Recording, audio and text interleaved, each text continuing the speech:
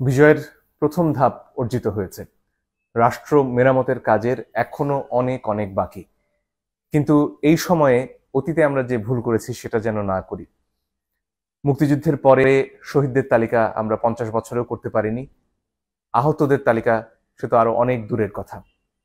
কিন্তু এই সময় সেটা অসম্ভব নয়। শহীদদের তালিকা করা শুরু হয়েছে, কিন্তু সেখানে ছাত্রদের ব্যাপারে যতটা বিস্তারিত এসেছে, তার পাশাপাশি সাধারণ মানুষ, একেবারে গরিব মানুষ যারা ছাত্রদের পাশে কাঁধে কাঁধ মিলিয়ে নেমে এসেছিলেন, তাদের কথা আমরা মনে রাখতে কতটুকু পেরেছি সে প্রশ্ন হয়তো আছে। কিন্তু দেরি হয়ে যায়নি এখনো। আমাদের খুব দ্রুত প্রয়োজন যারা শহীদ হয়েছেন, এমন অনেক মানুষ আছেন যাদের সাথে হয়তো ছাত্রদের সরাসরি যোগাযোগ নেই, একেবারে আলাদাভাবে স্রেফ ছাত্রদের মৃত্যু দেখে অনুপ্রাণিত হয়ে তারা লড়াই করতে নেমে এসেছেন মাঠে। এদের কথা মনে রাখতে হবে, এদের কথা ভুলে গেলে চলবে না। এদের মধ্যে রিকশাওয়ালা রয়েছেন, সাধারণ শ্রমিক রয়েছেন, যারা ভ্যানে সবজি বিক্রি করতেন তারা রয়েছেন। এরা বস্তিতে থাকেন, এদের সবার কাছে ইন্টারনেটওয়ালা মোবাইল ফোন, স্মার্টফোন নেই। এদের মধ্যে যারা শহীদ হয়েছেন তাদের তালিকা যত দ্রুত সম্ভব এলাকা ভিত্তিক করা প্রয়োজন। আরো একটা কাজ খুবই প্রয়োজন এই মুহূর্তে, সেটা হচ্ছে যারা আহত হয়েছেন এবং যাদের চিকিৎসা প্রয়োজন। এমন অনেকে রয়েছেন যাদের চিকিৎসা করার মতন সামর্থ্য রয়েছে, তারা হাসপাতালে যেতে পারছেন, এদের মধ্যে ছাত্ররা রয়েছেন। কিন্তু এর বাইরে যারা সাধারণ মানুষ, যারা বস্তিতে থাকেন, তারা হয়তো তার ঘরে আহত হয়ে অসুস্থ অবস্থায় পড়ে রয়েছেন, তার খবর আমরা এখনো জানতে পারছি না।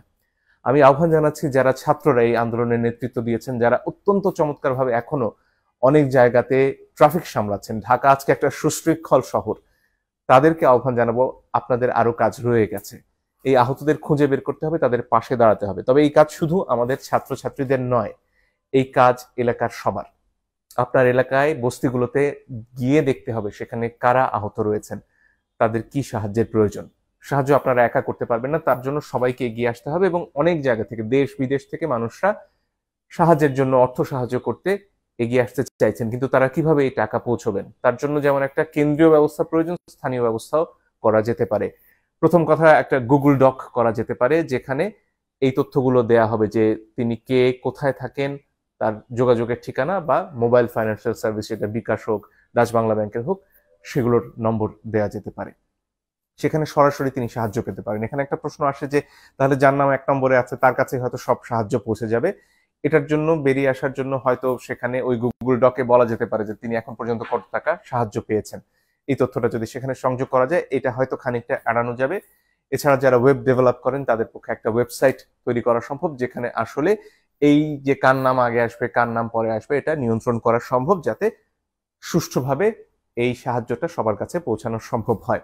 এটা খুবই জরুরি একটা কাজ, কারণ এই মানুষগুলো এই মুহূর্তে আমাদের সাহায্য না পেলে হয়তো তাদেরকে প্রথম যে তালিকা, শহীদদের তালিকায় চলে যেতে হতে পারে। তাই তাদের পাশে এই মুহূর্তে দাঁড়ানো খুব প্রয়োজন, শহীদদের পরিবারের পাশে দাঁড়ানো খুব প্রয়োজন। আরো একটা কাজ সারা দেশ জুড়ে চলছে, সেটা হচ্ছে যেসব হামলা হচ্ছে, বিশেষত সংখ্যালঘুদের উপর যে হামলা হচ্ছে, সেটা আমাদের যে কোনো মূল্যে ঠেকাতে হবে। ছাত্রছাত্রীরা এই হামলা করছে না, যারা এই যে জনগণ যারা এতদিন গুলি উপেক্ষা করে রাস্তায় নেমেছেন, তারা এই হামলা করতে পারেন না। যারা করছেন তারা এই আন্দোলনের কেউ নন, তাদেরকে প্রতিহত করতে হবে।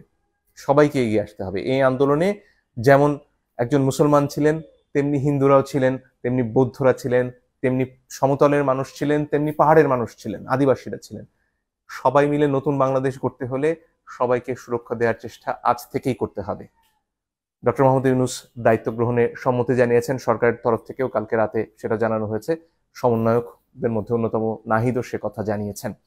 কিন্তু এর বাইরে সরকার গঠন এখনো খানিকটা সময় নিচ্ছে, হয়তো 24 ঘন্টার মধ্যে হয়ে যাবে। এই অল্প সময়টুকু আমাদের শান্তি শৃঙ্খলা রক্ষা করার জন্য সর্বোচ্চ চেষ্টা করতে হবে। আমাদের বন্ধুরা যারা অনেক ক্ষেত্রে নানান সামাজিক চাপে কেউ চোর হয়েছেন, কেউ ডাকাত হয়েছেন, তারাও আমাদের ভাই।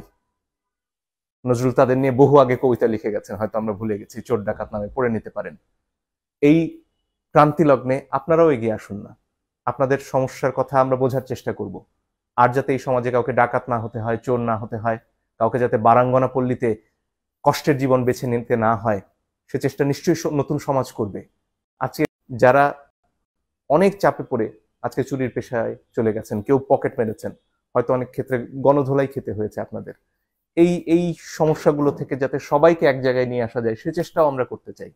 আমার বিশ্বাস আমাদের তরুণরা সব পারবে, কারণ আমাদের সে বুদ্ধিই ছিল না, আমরা পৃথিবী দেখে বড় হইনি। আমাদের তরুণরা আজকে এমন এক সব পেশার কথা বলে যেগুলো আমরা বুড়োরা বুঝতেই পারি না। অনেকক্ষণ ধরে বুঝতে হয় বাবা তুমি কি কাজ করো, এবং তারা ঘরে বসে বৈদেশিক মুদ্রা আয় করে। ফলে এই তারুণ্য সব পারবে বলেই আমি বিশ্বাস করি, কিন্তু তাদের পাশে দাঁড়াতে হবে আমাদের সবাইকে। অনেক ধন্যবাদ।